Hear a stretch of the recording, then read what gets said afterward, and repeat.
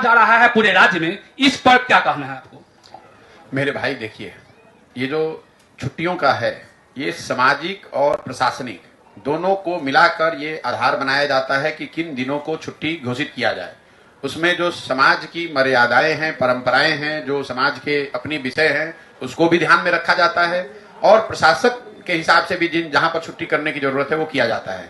अगर वो तारतम्यता, अगर वो बैलेंस आप गड़बड़ाएंगे तो उसका नुकसान होगा, वो चाहे हिंदू धर्म की बात हो या मुस्लिम धर्म की बात हो। समाज की जो परंपराएं हैं, जो मर्यादाएं हैं, उसको ध्यान में रखकर ही आपको काम करना चाहिए। और जो भी लोग सरकार में बैठे हुए हैं, उनकी ये जिम्मेवारी है कि मान लीजिए कि अगर यहाँ छठ का त्योहार बहुत बड़े पैमाने पर मनाया जाता है, तो प्रशासन में कोई हो, अगर छठ का छुट्टी आप कैंसिल कर दीजिएगा तो बहुत गलत बात है। पत्र तो निकल गया। सुनिए तो मेरी बात। लेकिन मान लीजिए कि आप दूसरे राज्य में यहाँ जाइए जहां छठ नहीं होता है, तो वहां पर आपको छुट्टी देने की जरूरत नहीं है। तो जो लोग भी सत्ता में बैठे हैं, उन पर ये जिम्मेवारी है, उनसे ये अपेक्षा होती है कि जो सामाजिक, राजनीतिक, सांस्कृतिक जो परंपराएं हैं, उसको ध्यान में रखकर इस तरह के निर्णय लिए जाएं। अगर उसको ध्यान में रखकर आप निर्णय नहीं लेंगे तो उसका खामियाजा आपको भुगतना पड़ेगा, समाज उसको उसका जवाब देगा हर 2 वर्ष 5 वर्ष पर। इसीलिए तो आपके पास वोट का अधिकार है कि इस तरह की गलती अगर सरकार करती है तो आप उसका सजा उसको दीजिए। बहुत नीतीश कुमार उस समय कंबल ओढ़कर काहे सोए हुए थे? ये राजनीति में करने वाले लोगों को सूट करता है कि जब केंद्र की सरकार में आप नहीं है तो केंद्र पर दोषारोपण कर दिया। अभी नीतीश कुमार कुछ दिन पहले उनकी कुंभकर्ण निंद्रा से उठे और कहे बिहार को विशेष राज्य का दर्जा मिलने के लिए आंदोलन होना चाहिए। कोई उनसे ये पूछने वाला नहीं है कि भाई जो आप 18 साल मुख्यमंत्री रहे, इस 18 साल में 15 साल तो आप भाजपा के साथ ही मुख्यमंत्री रहे हैं। 2017 से लेकर 2022 तक तो भाजपा एनडीए की सरकार बिहार में भी थी और दिल्ली में भी थी। जरा आप हमको पत्रकार होने के नाते कोई ऐसी खबर, एक कोई वक्तव्य दिखा दीजिए जब नीतीश कुमार ने भाजपा के साथ रहते हुए विशेष राज्य की बात की हो, चर्चा की हो। कोई मुझे नीतीश कुमार के पार्टी का नेता बता दीजिए कि संसद में खड़े होकर उसने कहा कि भाई बिहार में विशेष राज्य का दर्जा मिलना चाहिए। उस समय उनके पार्टी के नेता संसद में खड़े होकर मोदी जी का महिमा मंडन कर रहे थे, उनको महामानव बता रहे थे। आज जब लालटेन के साथ आ गए तो अब भाजपा पर दोषारोपण कर रहे हैं। 2 महीना के बाद भाजपा के साथ ये आदमी आ जाएगा तो फिर लालटेन को गाली देने लगेगा। नीतीश कुमार का चरित्र तो कम से कम इस राज्य के लोगों ने बहुत देख लिया, अब झांसा में आने वाले नहीं है। ये नीतीश कुमार के राजनीतिक करियर का अंतिम दौर चल रहा है। आप लोग बिहार में, चूंकि आप बिहार के पत्रकार हैं, तो स्वाभाविक तौर पर आपको नीतीश कुमार बहुत बड़े तोप दिखते हैं। 42 विधायकों वाले दल के नेता, लंगड़ी सरकार चलाने वाले आदमी, जो कभी उछल के कमल के साथ, कभी लालटेन के साथ, जिसका खुद भरोसा नहीं है, जिसको खुद नहीं पता है कि कल वो कहाँ रहेगा, उसको देश में कौन नेता बना रहा है ये सिर्फ बिहार के पत्रकारों को पता है। ये जब से महागठबंधन बना है उस दिन से मेरा बयान आप सुन लीजिए। मैंने आपको कहा है कि इसका कोई राष्ट्रीय राजनीति पर इसका कोई फर्क नहीं पड़ने वाला, इसका कोई महत्व नहीं है। जो विपक्ष की राजनीति है उसमें सबसे बड़ा दल कांग्रेस है, हारे या जीते।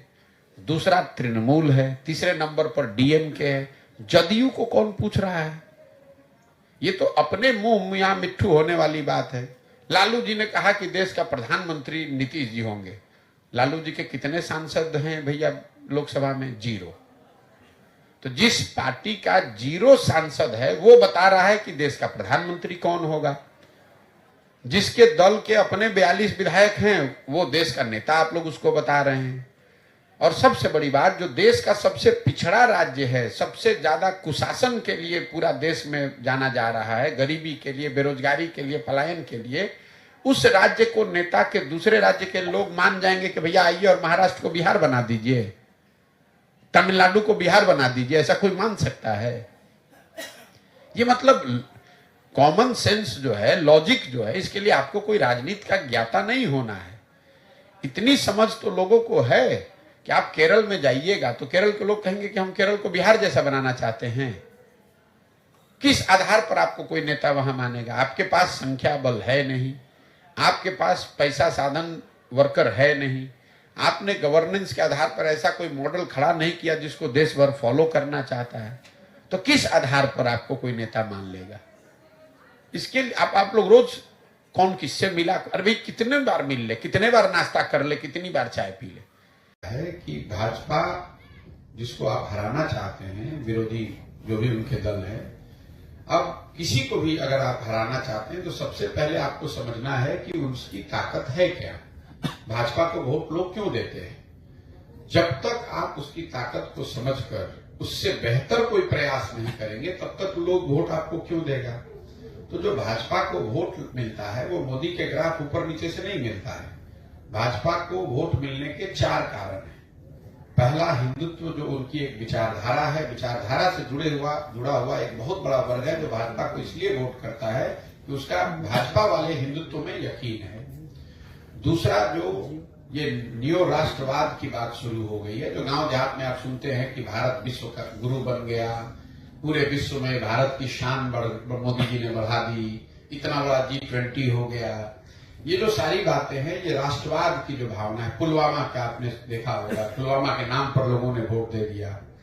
तो दूसरा जो वजह है, बड़ी वजह है कि राष्ट्रवाद की एक भावना को बढ़ाकर उसके आधार पर लोग भाजपा को वोट मिलता है।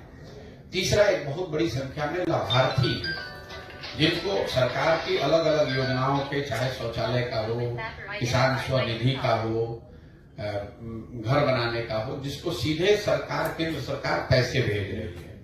और चौथा, जो बीजेपी का अपना संगठन है, उस संगठन की जो ऑर्गेनाइजेशनल और फाइनेंशियल मसल पावर है। अब आप आरजेडी से अगर चुनाव लड़ रहे हैं तो आप 2-4 करोड़ रुपया पैसा देकर तब आते हैं चुनाव लड़ने, क्योंकि जो पार्टी आपको टिकट देगा वो पैसा लेता है। अगर आप भाजपा से चुनाव लड़ रहे हैं तो भाजपा वो पैसा आपको दे रही है कि भाई आप जाइए और अच्छे से वहां जनसंपर्क कीजिए और चुनाव लड़िए।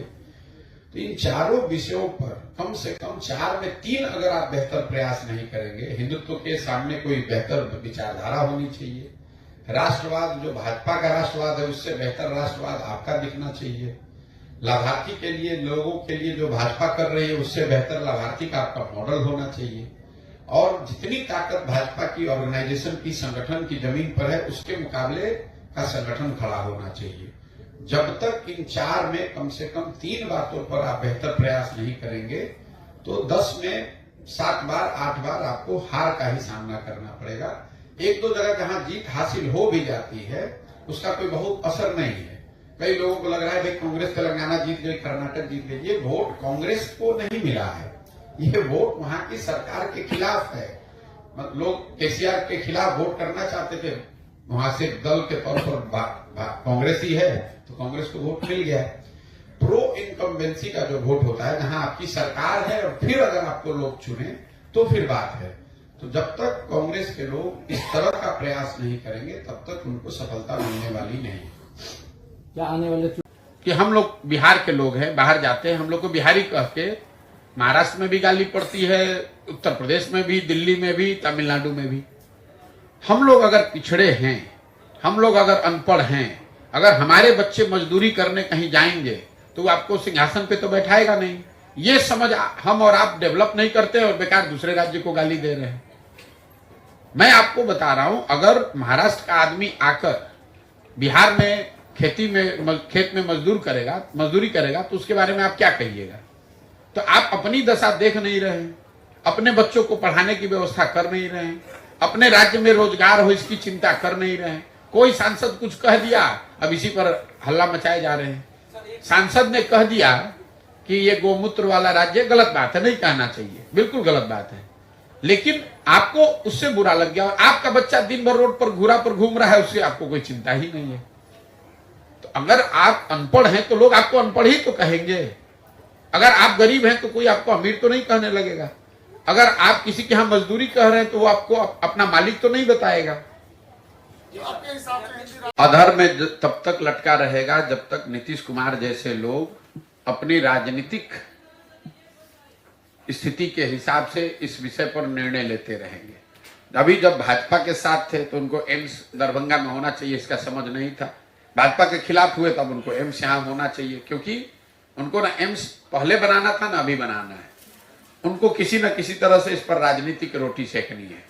भाई जब आप भाजपा के साथ थे, भाजपा का यहाँ स्वास्थ्य मंत्री था, भाजपा के दिल्ली में सरकार है, काहे नहीं एम्स बनवाए उस समय? और तब भाजपा के नेता कहाँ थे? आज हल्ला मचा रहे हैं। आज भाजपा की सरकार नहीं तो नीतीश कुमार फिर टोपी पहनाने के लिए कह रहे हैं कि हम तो बनाना चाह रहे हैं, केंद्र वाले नहीं कर रहे हैं। अभी साल भर पहले तो दोनों आदमी आप लोग गलबैया करके बैठे हुए थे। नीतीश कुमार बता रहे थे कि मोदी ही देश के महामानव हैं, आज कह रहे हैं कि मोदी से ही देश का बर्बादी होने वाला है। तो जब नीतीश कुमार को तो कुछ से मतलब नहीं है, ना उनको एम्स से मतलब है, ना बिहार के किसी परेशानी से मतलब है। नीतीश कुमार को सिर्फ एक ही मतलब जीवन में अब बचा है, किसी तरह कुर्सी पर बने रहे। जिसको जो करना है करो, लूटना है लूटो, बिहार को बर्बाद करना है करो, हम कुर्सी पर बैठे रहे और उलूल जुलूल ज्ञान देते रहे। अब ये आदमी की उम्र हो गई। नीतीश कुमार के राजनीति का अंतिम दौर चल रहा है, कुछ महीना और लंगड़ाते गिरते पड़ते चल पाएंगे। उसके बाद लोकसभा का चुनाव, और चुनाव के बाद जदयू के संपूर्ण विघटन की प्रक्रिया शुरू हो जाएगी। बात को लिख लीजिए और कैमरे पर बोल रहा हूं, लोकसभा चुनाव के बाद नीतीश कुमार के राजनीतिक पारी का अंतिम दौर ये चल रहा है। लोकसभा चुनाव के बाद जदयू का संपूर्ण रूप से विघटन हो जाएगा। न दल बचेगा, न नीतीश कुमार बचेंगे, न नेता बचेगा, कहानी खत्म।